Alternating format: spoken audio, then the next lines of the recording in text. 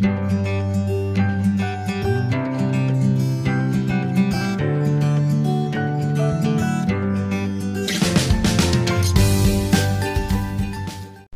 all, so today's video is going to be on the mindfulness meditation and the science behind it.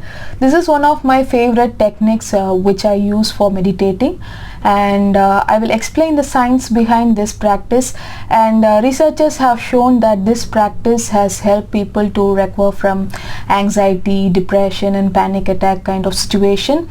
And so I want to explain the science and how this is working, so that before we get into any this practice or any guided meditation for this practice, I think that it's essential for me to give you elaborate idea on what is happening when you are trying this particular meditation technique, so that you will reap the maximum benefit out of this particular technique. Okay.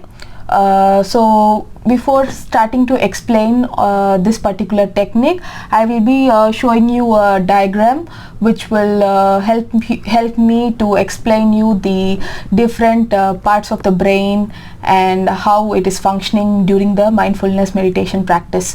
Remember, this meditation is even used in prisons, so that the amount of prisoners who are coming back again committing some crime is very much reduced.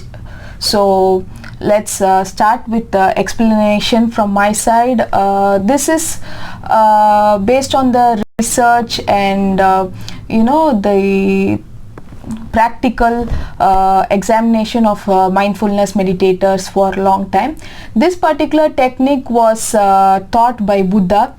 Though Buddha learnt a lot of Hindu meditation techniques, he added his own part to that, and this particular technique was born. So without further delay, let me show you the diagram. The reason why I am showing you this diagram and trying to explain what is happening in the process of mindfulness practices. Mindfulness practice is nothing but you're keeping your attention inside your body and observing everything inside your body without any reaction. This practice is actually a training for your mind. So you need to know why and how does your mind work, so that you can master your mind.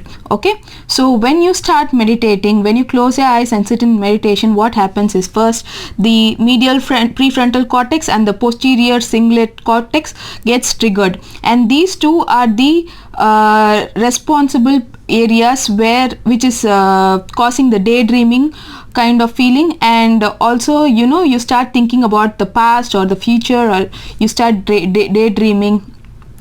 And this particular areas of brain together, when it is triggered, it is forms the default mode network. Whenever you are just closing your eyes or looking inside yourself, both of them get triggered, and this is one of the reason for the sense of self or ego, I would say.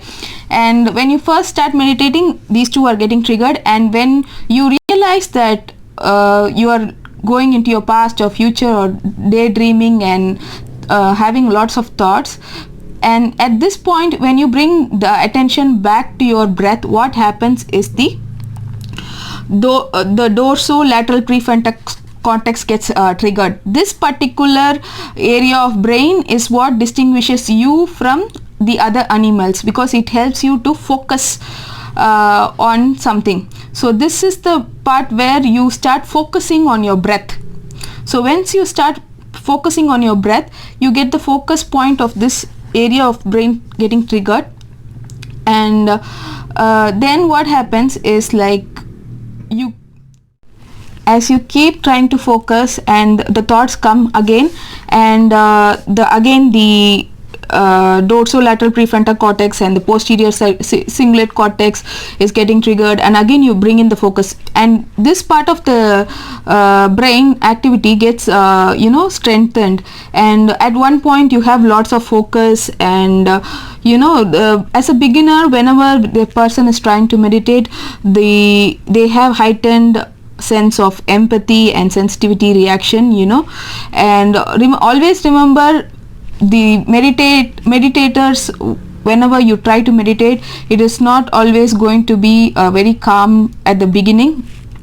because you will be thinking about the past worries and future plans and things like that when you start to meditate.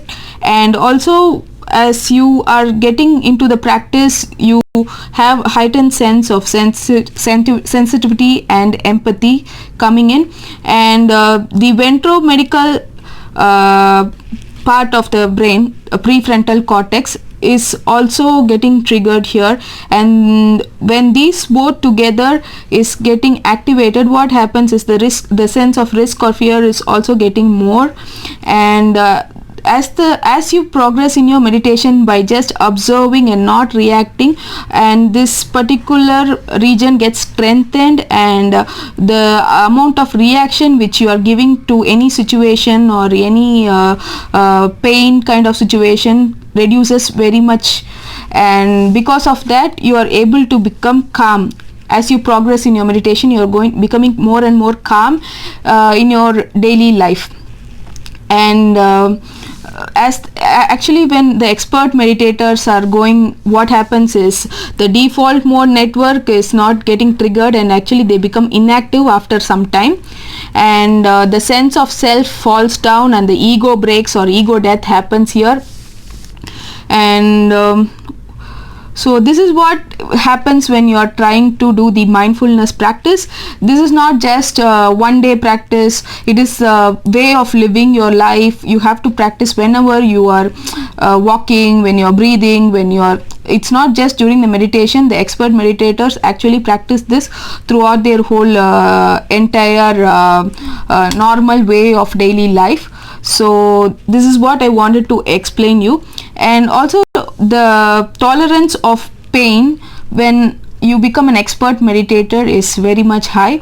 Though the meditators are very much sensitive to pain and very much sensitive to pain than normal people, what happens is because of the training their mind of not reacting to this, which means the amygdala and the ventromedical prefrontal cortex, because of training this part, what happens is, even though the sensitivity or the amount of pain they experience is high, they after some time they will be able to shut down the pain completely, meaning they will not be feeling any pain at all after becoming expert meditator.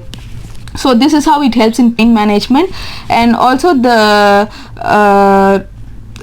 it helps in other aspects of, you know, this issues like panic attack or anxiety disorders.